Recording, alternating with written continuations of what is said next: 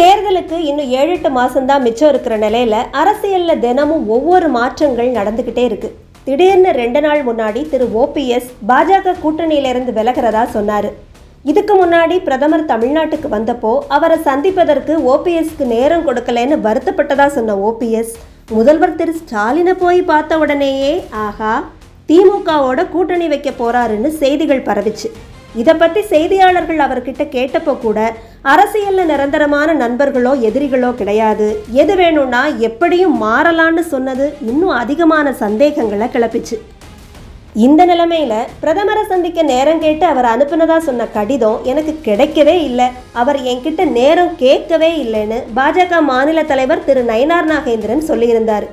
OPS அவர்கள் என்னை பற்றி குறை சொன்னாலும் நான் அவரை பற்றி குறை சொல்ல மாட்டேன்னு பேசியிருந்தார்.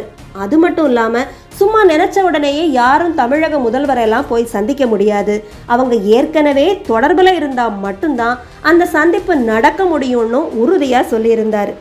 ஆனால் அதிரடியாக அடுத்த பேட்டியிலேயே OPS அவர்கள் திரு நயினார் நாகேந்திரனுக்கு தன்னோட ஃபோனில் இருந்து அனுப்பின மெசேஜை காட்டி பிரதமரை சந்திக்க நேரம் கேட்டு நான் அனுப்பின மெசேஜ் இதுதான்னு ஆதாரத்தை வெளியிட்டிருக்கிறாரு. OPS அவர்கள் கூட எத்தனை பேர் இருக்காங்க, அவர் எந்த கட்சி, இவர் கூட்டணி வைக்கலைன்னா பாஜகவுக்கு பாதிப்பான்னு நிறைய கேள்விகள் இருந்தாலும் இந்த நேரத்தில் இது மாதிரியான முரண்பாடுகள் சில சர்ச்சைகளை கிளப்பியிருக்கு. இதுக்கப்புறமா ஈரோட்டில் ஒரு நிகழ்வுக்கு போன நயினார் நாகேந்திரன் அவர்கள்கிட்ட இதை பற்றி செய்தியாளர்கள் விடாமல் கேள்வி கேட்டிருக்காங்க. OPS அவர்கள் மெசேஜ் அனுப்புனதா ஆதாரம் சொல்லியிருக்கிறாரேன்னு அவங்க திரும்பி கேட்க கூடவே இருந்த அண்ணாமலை அவர்கள் ஒரே அடியா இதை பற்றி அண்ணன் தெளிவாக கண்டிப்பாக பின்னாடி பேசுவார், இப்போ இதை விட்டுருங்கன்னு சொல்லி எல்லாரையும் அனுப்பி வச்சிருக்கிறாரு. இதெல்லாம் ஒரு பக்கம் நடந்துக்கிட்டு இருக்கும்போது மேடை ஏறி கத்தி பேசுனா எல்லா உருட்டும் உண்மையாக மாறிடும்னு உறுதியாக நம்புகிற திரு சீமான் அவர்கள் அப்பப்போ வித்தியாசமான போராட்டங்களை எல்லாம் நடத்தி லைம்லைட்லேயே இருக்கிறத உறுதி பண்ணிக்கிடுவார். அந்த வகையில் கொஞ்ச நாளுக்கு முன்னாடி ஆடுகளுக்காக போராடின அண்ணன் சீமான் இப்போ மாடுகளுக்காக போராட முன்வந்திருக்கிறாரு. மலை ஏறி மாடுகளை மேய்ப்போம், வனப்பகுதியில் மேய்ச்சலுக்கு தடையெல்லாம் விதிக்கக்கூடாதுன்னு இவர் போராட்டம் பண்ண தயாரான உடனேயே வழக்கம் போல இந்த போராட்டத்திற்கு அனுமதி மறுக்கப்பட்டிருக்கு. திடீர்னு வனவிலங்குகள் மேலே உங்களுக்கு அக்கறை வந்து மேய்ச்சல்லாம் நடக்கக்கூடாதுன்னு சொன்னால் நாங்கள் எங்கே போகிறது, மாற்று இடம் கொடுத்த அப்புறமா தானே மேய்ச்சலை தடை பண்ணணும்னு கையில் குச்சியோட கேள்வி கேட்டிருக்கிறாரு திரு சீமான்.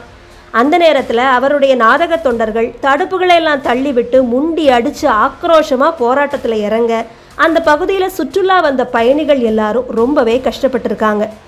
ஆடுபாடுகள் மேலே திடீர்னு அக்கறை காட்டுற அண்ணன் சீமான் நம்மளுடைய சாப்பாட்டுக்காக இறக்கமே இல்லாமல் ஆடு மாடுகளை எல்லாம் கொல்லலாமா, அதனால் நம்ம கட்சியில் இருக்கிறவங்க இனிமே ஆடு மாடு சாப்பிட்றத விட்டுருங்கப்பான்னு சொல்லுவாரான்னு நாம் கேட்கலங்க, சில சில்வண்டுகள் கேட்டுக்கிட்டு இங்கே சுற்றிக்கிட்டு இருக்குது.